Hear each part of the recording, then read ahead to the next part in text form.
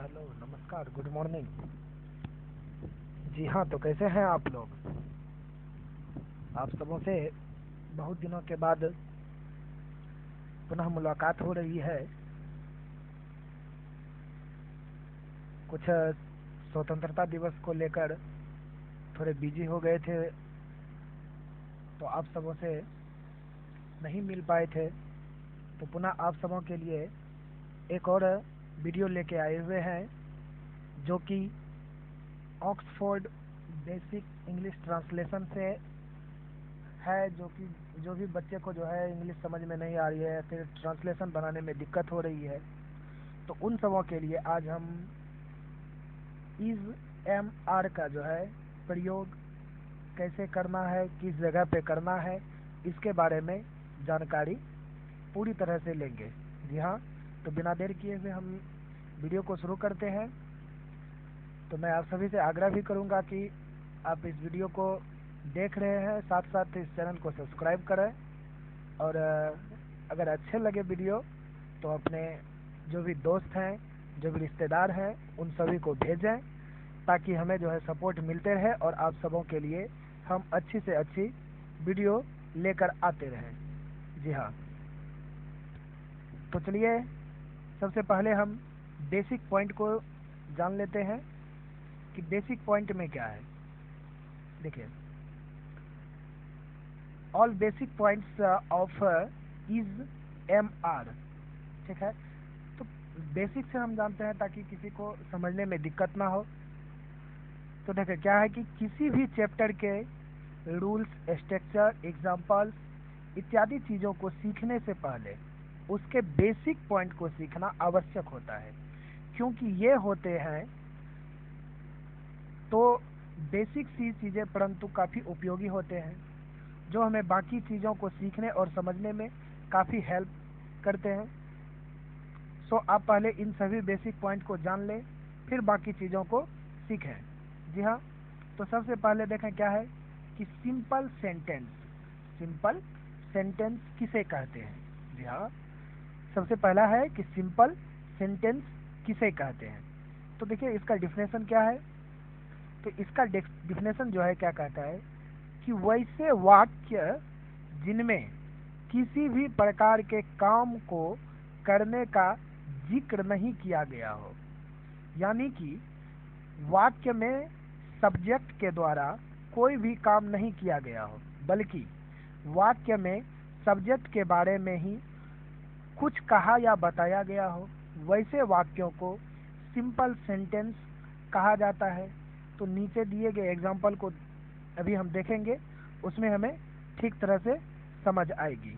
जी हाँ, तो चलिए अब हम अगले चैप्टर की ओर बढ़ते हैं। देखिए अगला चैप्टर में क्या है,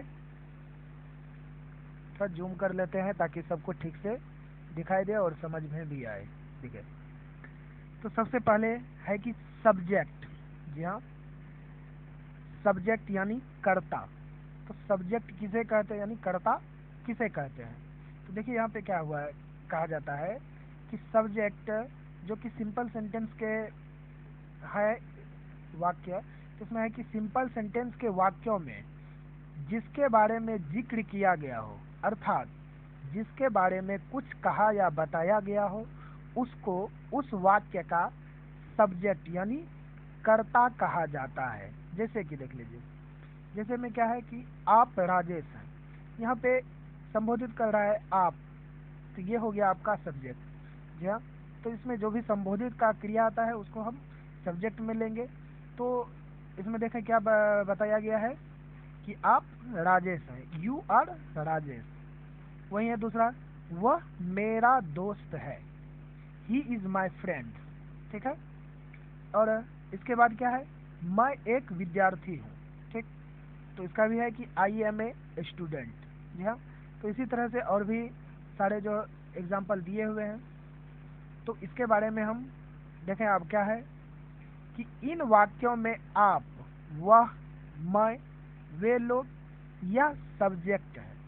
ठीक है, जिसको कि कर्ता भी कहा जाएगा, क्योंकि इन वाक्यों में इन्हीं सब के बारे में जिक्र किया गया है और ये सब सिंपल सेंटेंस में आते हैं।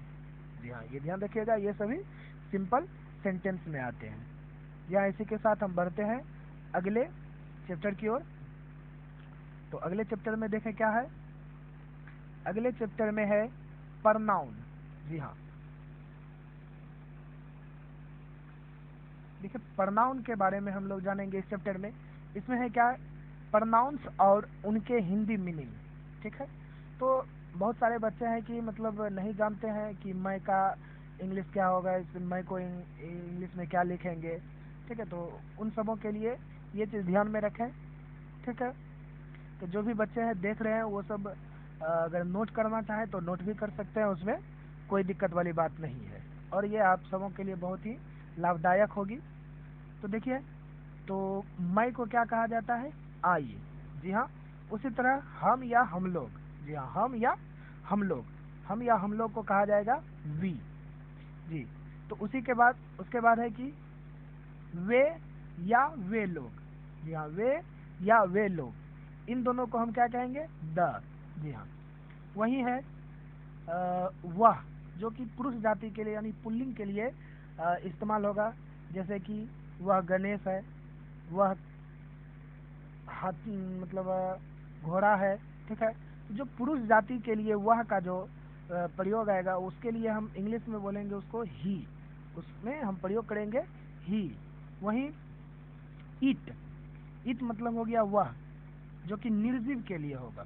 जी हाँ, जैसे कि निर्जीव में आ गया पुस्तक, आ गया आपका जो है ना कॉपी कलम, bed table desk black board, जो भी है, जो भी निर्जीव है जिसमें जान वगैरह नहीं है, वो उसके लिए हम इट का प्रयोग करेंगे।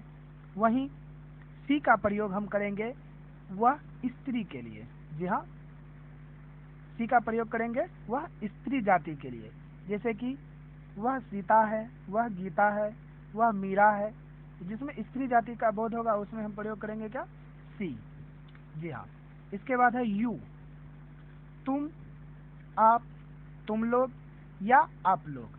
जी हाँ, यू का प्रयोग जो हम लोग करेंगे, यू मतलब जो है हिंदी का जो आएगा, हिंदी में जो आएगा कि जैसे कि तुम, आप, तुम लोग या फिर आप लोग, इसमें हम ओनली वन क्या करेंगे, यू का यू लेंगे। ठीक है, देखिए इसमें क्या है कि इन सभी प्रोनाउंस का प्रयोग किसी भी वाक्य में सब्जेक्ट यानी कर्ता के रूप में किया जाता है। जी हाँ, इसी के साथ अगले चैप्टर में देखते हैं क्या है। अगले चैप्टर में है पर्सन के बारे में बताया गया है। जी हाँ, ये भी बहुत ज़रूरी चीज़ है जानना। ये सारी चीज़ें बेसिक है, इसको जो है थोड़ा ध्यान से पढ़ें ताकि आगे जो है आपको ट्रांसलेशन बनाने में प्रॉब्लम ना हो।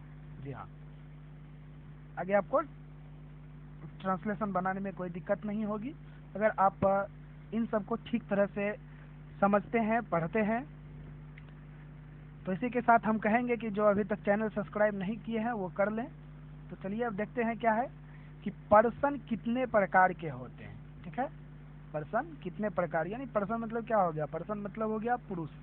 ठीक है, पर्सन को हम लोग हिंदी में क्या बोलेंगे, पुरुष। तो पुरुष कितने प्रकार के होते हैं, तो वही जो है इंग्लिश में हम बोलेंगे कि पर्सन कितने प्रकार के होते हैं। तो देखिए क्या है कि अंग्रेजी ग्रामर के अनुसार पर्सन 3 प्रकार के होते हैं। कितने प्रकार के होते हैं, 3 प्रकार के। तो उनमें से कौन कौन से, सबसे पहले first person, second person and third person. जो कि फर्स्ट पर्सन हो गया उत्तम पुरुष, सेकेंड पर्सन हो गया मध्यम पुरुष, थर्ड पर्सन हो गया अन्य पुरुष। जी हाँ, अब देखिए फर्स्ट पर्सन क्या की किसको कहा जाता है, क्या है फर्स्ट पर्सन का डिफिनेशन। तो फर्स्ट पर्सन यानी उत्तम पुरुष, इस पर्सन के अंतर्गत आई और वी आते हैं, जिसमें सिंगुलर होता है और वी प्लुरल होता है जिसमें। ठीक है, फर्स्ट पर्सन में आ जाएगा कि जिसमें कि जो है एक या एक से अधिक, यानी कि एक का जिसमें बोध होगा, एक चीज का, एक व्यक्ति का या फिर एक वस्तु का, जिसमें जो है ना बोध होगा वो फर्स्ट पर्सन में आएगा। ठीक है, तो वहीं आ जाएगा सेकेंड पर्सन यानी मध्यम पुरुष। इस पर्सन के अंतर्गत केवल यू आता है, जो कि सिंगुलर और प्लुरल भी होते हैं, दोनों होते हैं ये यू। यू में आपका क्या सब आ गया, जिसमें कि तुम, आप, तुम लोग या फिर तुम लोग, आप लोग, ये सब हो गया। जी हाँ, अब आते हैं थर्ड पर्सन पे, जो कि अन्य पुरुष हो गया। इस पर्सन के अंतर्गत he, she, it, this, that singular noun और the, these, those plural noun आते हैं, जिसमें he, she, it, this, that singular होते हैं और द, दोज, देज ये हो गए प्लूरल नाउन में। ठीक है। अब देखिए सिंगुलर नाउन किसको कहा जाता है, जिसमें कि सिंगुलर नाउन और प्लूरल नाउन दोनों को हम समझ लेते हैं। देखिए सिंगुलर नाउन में है कि राम, राधा, लड़का, लड़की, कलम, etc। ठीक है। तो सिंगुलर नाउन में होता है कि एक का बोध जिसमें आ गया, जिसमें कि सिंगल, ठीक है, जिसमें कि सिंगल का बोध आ जाता है, एक का बोध आ जाता है, उसको हम लोग सिंगुलर नाउन में लेंगे। और प्लूरल नाउन में जो होगा उसमें अनेक आ जाएगा, उसमें क्या आ जाएगा, अनेक।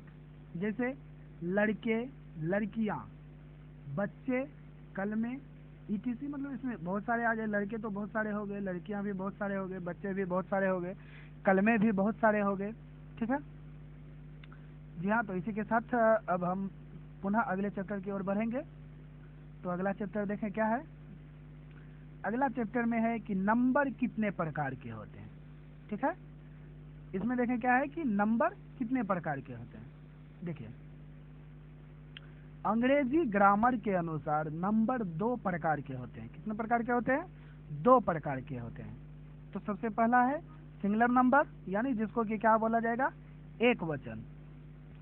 जी हाँ, जिसको कि क्या बोला जाएगा, एक वचन, जिसमें एक का बोध होता है उसको हम क्या बोलेंगे, सिंगुलर नंबर, यानी एक वचन।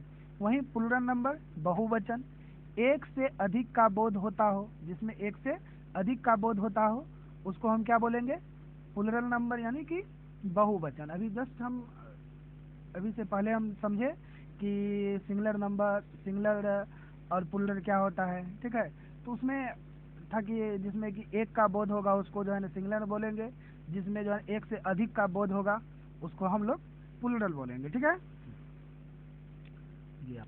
जी हाँ, तो देखिए अब क्या है कि सिंगुलर नंबर जिसमें एक से सिर्फ एक का, जिसमें एक का बोध होगा, जिसमें एक का बोध होगा, तो उसका जैसे देख लेते हैं, जैसे कि मैं, यह, वह, इसके बाद जाके वह हो गया पुरुष के लिए, वह हो गया स्त्री के लिए, इसके बाद जाके यह, वह, तुम, आप, ये सभी आ जाएंगे सिंगुलर नंबर में। ठीक है।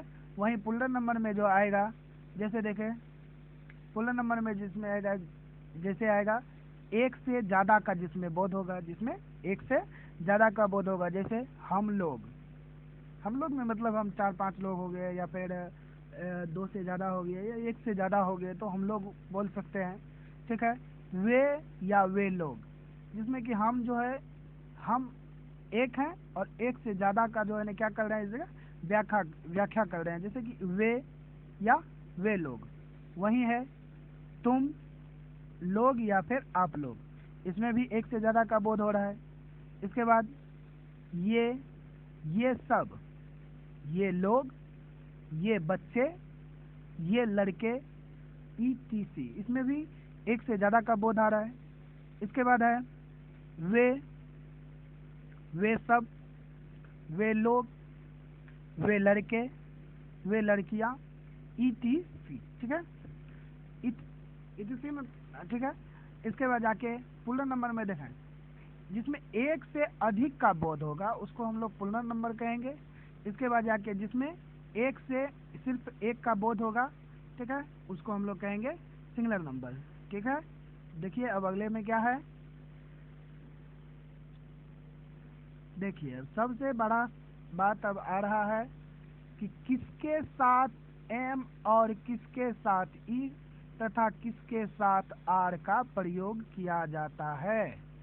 बहुत ही इम्पोर्टेंट है, इसको थोड़ा ध्यान से सुनेंगे और समझेंगे। ठीक है। देखिए तो किसके साथ एम का प्रयोग होगा, किसके साथ इज का प्रयोग होगा, किसके साथ आर का प्रयोग होगा। ठीक है। इसको हम लोग अब समझेंगे। देखिए आई का साथ आई के साथ, ठीक है, आई के साथ एम का प्रयोग किया जाता है, ठीक है। देखिए ही, सी, इट और सिंगुलर नाउन के साथ इज का प्रयोग किया जाएगा, जैसे कि ही, सी, इट और सिंगुलर नाउन। देखिए वह पुरुष के लिए, वह स्त्री के लिए, वह निर्जीव वस्तुओं के लिए, या फिर यह, इन सब चीजों में इज का प्रयोग होगा, ठीक है, इन सब चीजों में इज का प्रयोग होगा। वहीं वी, यू, द और प्लूरल नाउन के साथ आर का प्रयोग होगा, जैसे हम लोग, तुम लोग, वे सब या वे लोग, ठीक है, जिसमें एक से ज्यादा का बोध हो जाएगा उसमें हम आर का प्रयोग करेंगे, ठीक है। इसके बाद जाके दिस डेट के साथ इज का प्रयोग किया जाता है, जी हाँ, इसको भी ध्यान रखेंगे। इसके बाद जाके डैज और दोज के साथ आर का प्रयोग किया जाता है, ठीक है। सिंगुलर नाउन राम, राधा, लड़का, लड़की, जिसमें एक का बोध हो गया उसको सिंगुलर नाउन। फिर प्लूरल नाउन जिसमें कि एक से अधिक का बोध हो गया उसको हम प्लूरल नाउन बोलेंगे, जैसे लड़के, लड़कियां, बच्चे, कलमे इत्यादि, ये सब सारी चीजें हम पहले ही पढ़ चुके हैं, ठीक है। इसको सिर्फ ध्यान में रखने की जरूरत है। देखिए अब देखिए कैसे है कि पहचान, जी हाँ, पहचान भी ध्यान में रखना है।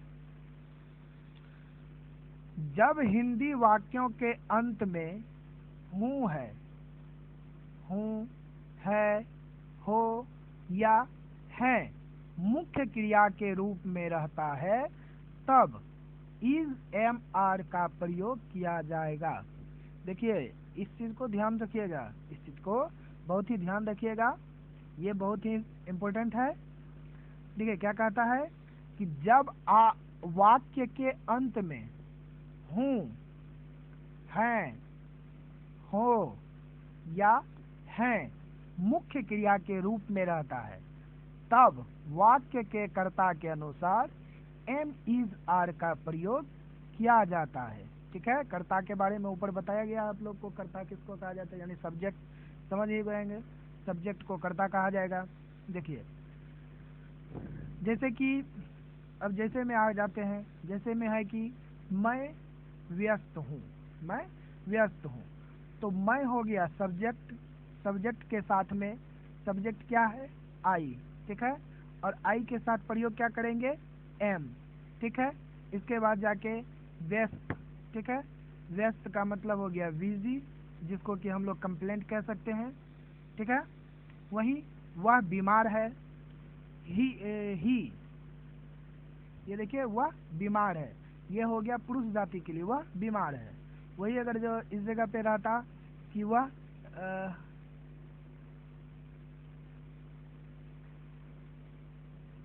इस जगह कोई कुछ दूसरा रहती, जैसे कि वह सीता बीमार है या फिर वह सीता, वह गीता है, ठीक है, तो इस जगह पे जो है ना सी का प्रयोग हम लोग करते, ठीक है। यहाँ पे जो है ना बीमार के जगह पर जो कोई नाम रहता किसी लड़की का या फिर किसी स्त्री जाति का, तो उसमें हम लोग सी का प्रयोग करते। यहाँ पे पुरुष जाति के लिए है कि वह बीमार है, यानी सी इज इल, ठीक है।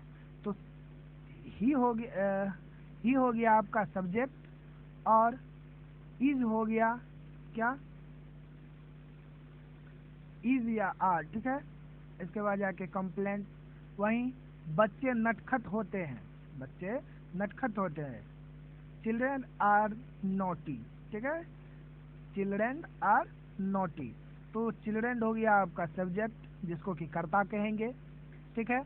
और सब्जेक्ट के साथ जैसे कि इसमें जो है एक से अधिक है तो इसमें जो है आर का प्रयोग किए, ठीक है। इसके बाद जाके कंप्लेंट, यानी कि जो भी आपका सेंटेंस आता है वो भी आप दे सकते, कोई दिक्कत नहीं है, ठीक है। देखिए अब जैसे में है कि आप राजेश हैं, यानी यू आर राजेश, वह मेरा दोस्त है, ही इज माई फ्रेंड, ठीक है। और सब सारी चीज़ें दी हुई है और सारे एग्जाम्पल दिए हुए हैं, ठीक है। तो इसको आप बताना हम जरूरी नहीं समझते हैं, आप लोग खुद जो है ना उतना समझदार है, आप लोग खुद बड़े लेवल के बच्चे हैं, उसमें कोई दिक्कत नहीं है, समझने में कोई दिक्कत नहीं होगी आपको। चलिए अब अगले चैप्टर की ओर देखते हैं। अगले चैप्टर में है कि इज एम आर का प्रयोग कब किया जाता है? जी हाँ, ये भी इम्पोर्टेंट है। इज एम आर का प्रयोग कब किया जाता है? देखिए, किसी व्यक्ति, वस्तु, स्थान इत्यादि के बारे में उसकी वर्तमान की अवस्था, विशेषता, गुण, ठीक है, यानी पोस्ट, नेचर इत्यादि की जानकारी इज एम आर से दिया जाता है। देखिए यहाँ पे क्या कहता है, किसी व्यक्ति, वस्तु, स्थान इत्यादि की यदि वर्तमान समय की अवस्था, विशेषता, गुण, स्वभाव आदि बताना हो तब एम इज आर का प्रयोग किया जाता है। देखिए ये भी इम्पोर्टेंट है कि कब जो है एम इज आर का प्रयोग किया जाएगा, जब जो है हम जो है क्या करेंगे, वर्तमान समय के लिए, ठीक है। आपको हम आगे भी आगे बताएंगे कि मतलब वर्तमान क्या है, भविष्य क्या है, भूतकाल क्या है, सब काल के बारे में बताएंगे, टेंस के बारे में आगे जाएंगे, ठीक है।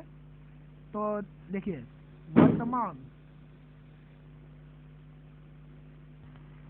जी हाँ, तो हम बोल रहे थे कि वर्तमान समय के लिए जो हम बात करेंगे वर्तमान समय में, उसमें हम एम इज आर का प्रयोग करेंगे। जी हाँ, जैसे में आप देख सकते हैं एग्जाम्पल के तौर पे कि वह बीमार है, अभी वर्तमान का बात हो रहा है कि वह बीमार है, ये वर्तमान की बात हो रही है, ठीक है। इसके बाद जाके मैं एक शिक्षक हूँ, ये भी वर्तमान की बात हो रही है कि अभी मैं एक शिक्षक हूँ, ठीक है। वहीं वे लोग ईमानदार हैं, अभी की बात हो रही है कि अभी वे लोग ईमानदार हैं, बाद में वो क्या होंगे, बेईमान होंगे कि क्या होंगे, नहीं होंगे, वो अलग की बात है, ठीक है। तो अभी क्या है कि अभी के दौर में जो हम चल रहे हैं कि वर्तमान, ठीक है, यानी प्रेजेंट में जो हम चल रहे हैं, प्रेजेंट में अगर हम बात करेंगे तो उसमें हम एम इज आर का प्रयोग करेंगे। जी हाँ, देखिए अब क्या है कि इज एम आर का प्रयोग संबंध यानी भाई, बहन, दोस्त इत्यादि बताने के लिए भी किया जाता है। जैसे अपना संबंध होता है घर का, बाहर का, ठीक है, चचेरा, फुफेरा, वो सारे चीज को, संबंध को बताने के लिए भी एम इज आर का प्रयोग किया जाता है। जैसे देखिए कि वे मेरे अंकल हैं, ही इज माई अंकल, ठीक है, इसमें इज का प्रयोग आ गया। वह मेरा भाई है, ही इज माई ब्रदर, ठीक है। संबंध को बताने में भी एम इज आर का जो है ना बहुत बड़ा योगदान रहा है, ठीक है। यहाँ तो चलिए अब इसी के साथ अगले पेज पे चलते हैं, और अगले पेज पे है, देखिए ये भी बहुत इम्पोर्टेंट है, ठीक है, नेगेटिव सेंटेंस। नेगेटिव सेंटेंस के बारे में आप लोग शायद ना भी जानते हो। नेगेटिव सेंटेंस यानी कि नकारात्मक वाक्य, ठीक है। जैसे कि आ जाता है कि मैं वकील नहीं हूँ, मैं शिक्षक नहीं हूँ, ठीक है, मैं गायक नहीं हूँ। तो इसमें जैसे ही नहीं का बात आएगा तो सीधा सीधा समझ लेना है कि ये नेगेटिव सेंटेंस की बात हो रही है, ठीक है। नेगेटिव सेंटेंस में देखिए is am are, is am are, जी हाँ, is am are negative sentence के rules, structure, example in Hindi. देखिए इसके बारे में हम क्या कह रहे हैं कि देखिए अब कुछ ऐसे वाक्यों को देखें जो नकारात्मक होते हैं, यानी कि जिसमें नहीं लगा रहता है, ठीक है, जिसमें कि नहीं लगा रहता है, उसके बारे में हम लोग देखेंगे। जैसे मैं ब्लॉगर नहीं हूँ, मैं वकील नहीं हूँ, वे लोग दुष्ट नहीं है, ये भी वर्तमान का ही बात हो रहा है, लेकिन इसमें क्या है कि नहीं लगा हुआ है, इसमें क्या है कि इसमें नहीं लगा हुआ है, ठीक है। तो इस प्रकार के वाक्यों का अनुवाद करना बहुत ही आसान है, बस आप इज एम आर के बाद नोट लगा दें, ठीक है।